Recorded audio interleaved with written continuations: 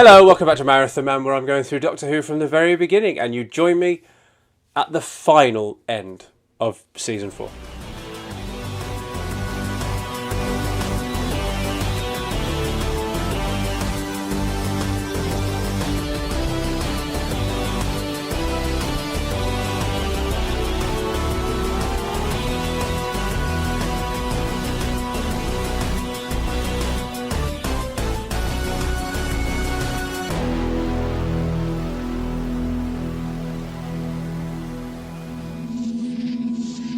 Season 4, which in many ways has felt like the longest season so far, draws to a close with what could be considered that modern of traditions, the epic season finale.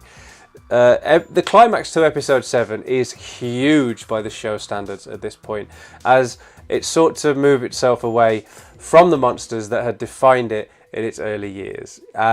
So yeah, doing away with the Daleks was hardly going to be a quiet affair. Yet they actually spend a lot of this story in the background. It isn't really until we get to Skaro that we get some full-on Dalek action. So, for what's meant to be the final end of the Daleks, it's not exactly like a massive story for them to go out on. It's meant to be a lost classic, this. Topping the Doctor Who Bulletin poll of 1993 as greatest story ever gives it a status as a seminal piece of Doctor Who. But, much like its close sibling, the other lost Dalek classic, I never thought it lived up to its reputation. But, again, like its close sibling, I was wrong. Part of this, I think, is down to the animation. Regular viewers of these videos will know I tend to prefer the reconstructions to the animations. This, I think, is the one exception. The reconstruction, which has actors specially filmed from the neck down a lot, is obstructive to enjoying this story. The official animation, however, the first time I'd seen it, given that it didn't exist on my last marathon, is very, very good indeed. Therefore, that obstruction to enjoying this story has been removed, and I'm now properly able to. I'm really fond of how it picks up directly from the end of The Faceless Ones, and I absolutely adore Jamie's line, "Me foreign? You're the one that's foreign, I'm Scottish." That's right, TARDIS is a Gaelic word.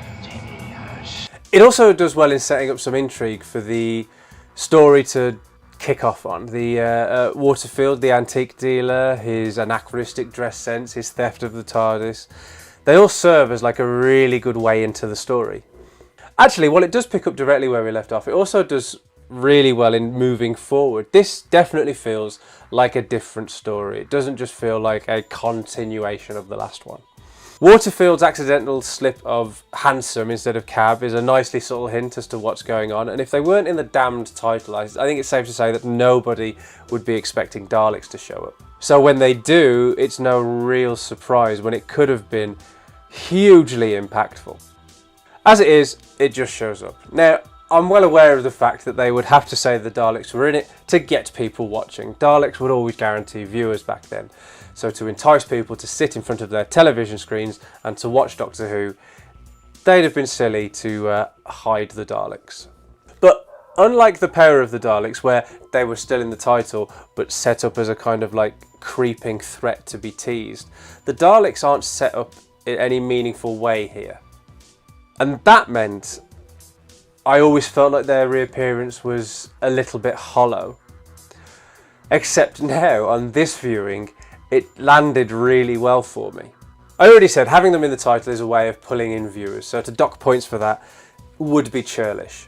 But what I realised this time is that they don't need to be a surprise. It would have been massively impactful had the Daleks shown up and no one knew. But I've never been able to watch 60s Doctor Who with that feeling. I always know what's going to happen, even though the exercise on this marathon is to try and sort of like watching it for the first time, even though I'm not. But the fact is that you can't shake away familiarity with the stories, because like a lot of us, I will have read about stories before having watched them. So the fact that this is called The Evil of the Daleks, and then the Dalek shows up, like, I do think it would have been hugely impactful for it to have not been signposted. However, what I now realise is that they do not need to be a surprise. It would have been great, but what we do end up with is still great, and it's just taken me until this viewing to realise that. And what they're up to this time is different. Their caper is nothing like they've done before. And I actually find it rather exciting to see them in a setting that's unfamiliar for them to be in. And when they first reveal themselves to the Doctor, that's where the impact lies. We know they're involved because of the story title, but the Doctor hasn't got a clue. Yes, it would pack a heck of a punch if this was the first we saw of them too, and we had no idea that they were coming, but Troughton sells this almost supernaturally well. Well enough that that impact is still felt vicariously through him by us. And it doesn't bear thinking about. Episode 2, which this moment is in, is the only existing episode this story has. If this were missing 2, we wouldn't see it, and it's a non-verbal reaction. And again, it always makes you think, how much of Troughton are we missing out on when so many of his episodes are no longer with us? He's already on fine form as a Doctor who's not in control, which is a pronounced about face from the Faceless Ones. And waking up with Jamie in Victorian England transports this story into being very much its own thing, into its own territory. Here, he's got no TARDIS and he's got no answers, and it shows in his performance. His reaction to the Dalek is one of the very best pieces of acting in Doctor Who. Disappointment, fear and loathing, and every ounce of those emotions are in his eyes. Doctor! Now do you understand? Oh, yes. It actually looks like he's about to cry, and again I am so thankful that episode 2 exists so that we can see this moment. Episode 2 is such a good episode in terms of guest performances and direction that I can only conclude that we're missing out on a lot of good stuff in the other missing episodes. Which is another reason why this story previously kept me at arm's length. Finding the reconstruction uncharacteristically difficult, it used to be a relief when the still images kicked back in again, which is the opposite of what's meant to happen. Combined with there being sort of like lengthy stretches of dialogue-free action, kind of means that what is almost certainly good examples of tension building kind of get lost. When the Dalek does leave, the Doctor's desperate reaction to it, having said that they're going to experiment on Jamie, really makes the stakes feel super high, which is a great strength of Troughton's. This whole story really is just hokum at its heart, but Troughton is the best salesman there is. The Daleks trying to extract the human factor is nonsense of the highest order, but Pat really does a sterling job of selling it to us. And I'm buying. Matching him, Fraser Hines is very probably the best actor to play a companion by this point. He hits more beats and has more range, and the character is richer to explore than most, especially given where and when he's from. I might prefer certain companions to Jamie, but I have to admit that I think Hines trumps all so far as an actor.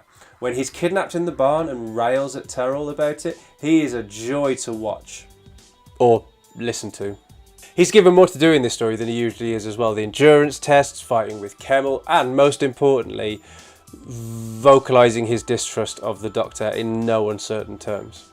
This is huge. Loyal Jamie giving the Doctor an earful is jarring, but absolutely in the right way.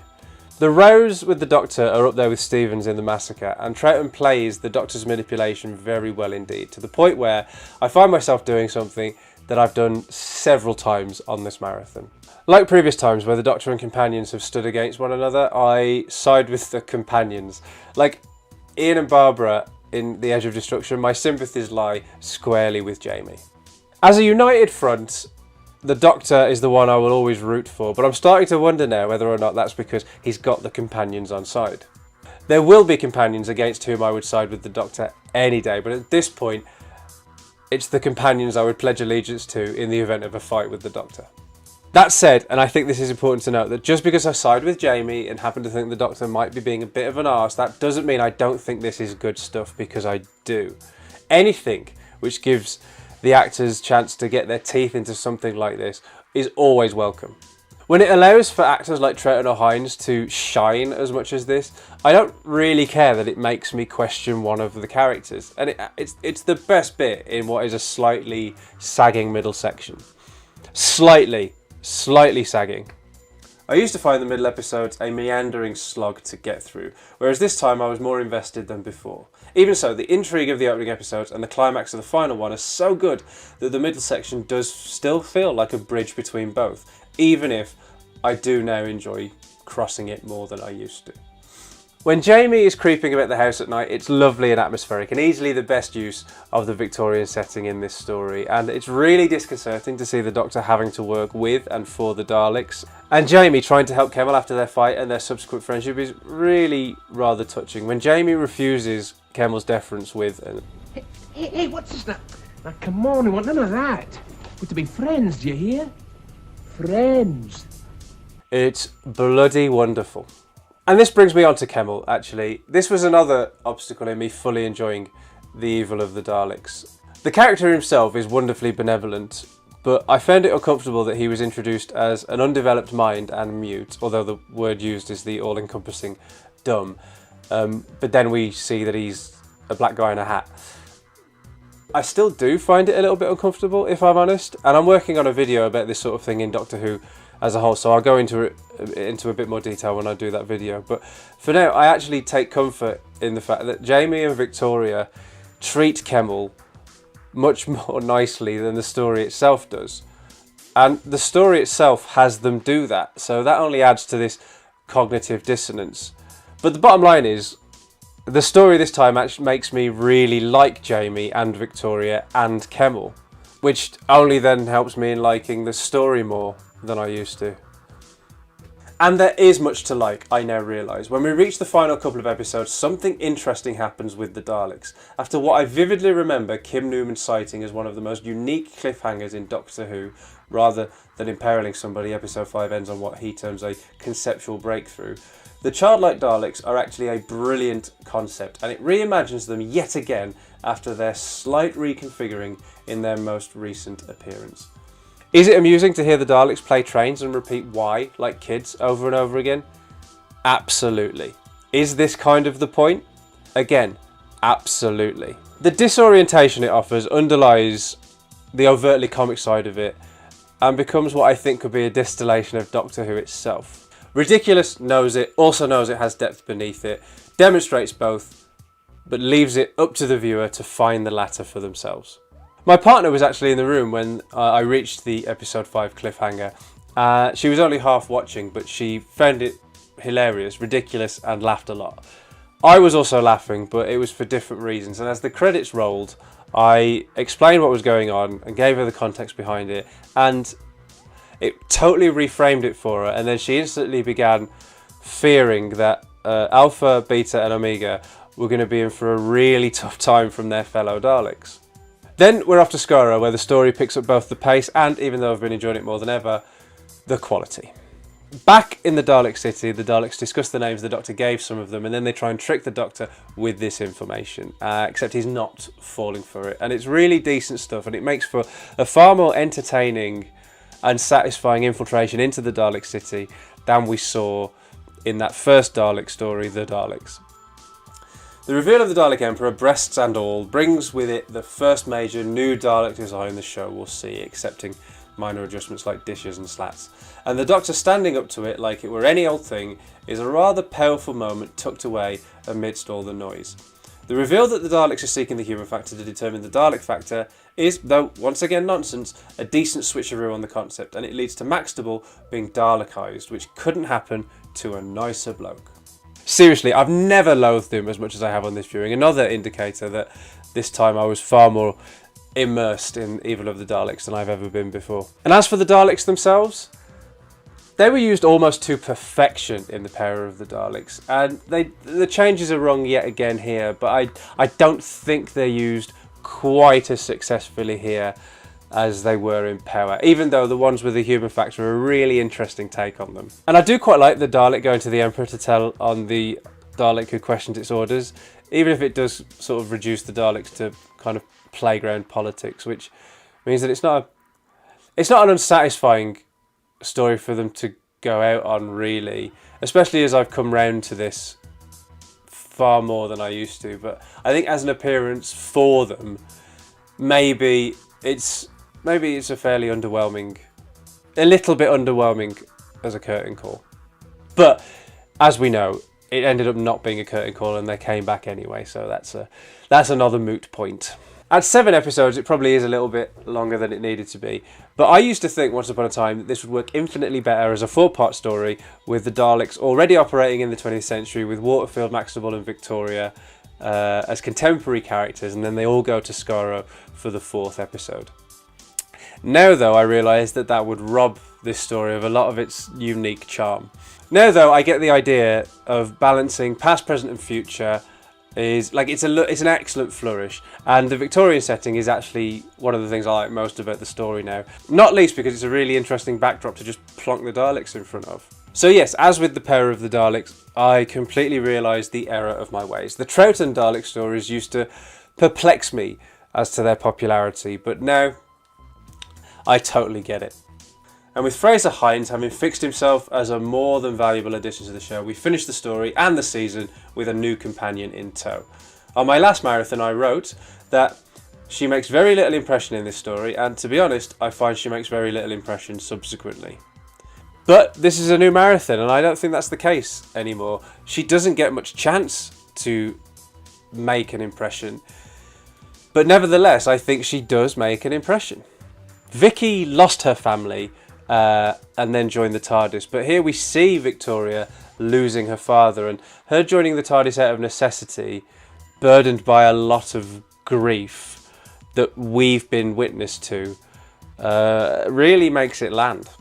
It feels like a new way for a companion to join the show, and so after 169 episodes it feels like Victoria brings with her another distinct refresh. And now that me and this story feel like we've finally made friends, I cannot wait for what comes next.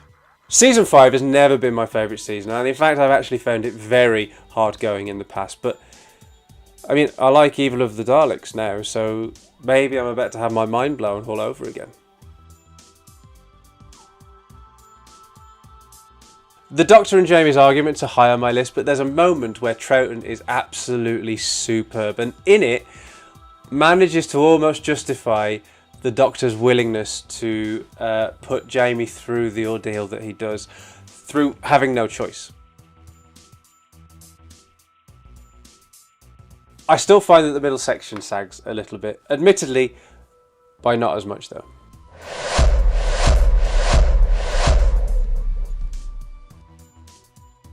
As ever, thank you so much for watching. If you enjoyed this audience with the Emperor, then you know how YouTube works. Please do give it a like and share. It really does help the channel and I would be immeasurably grateful.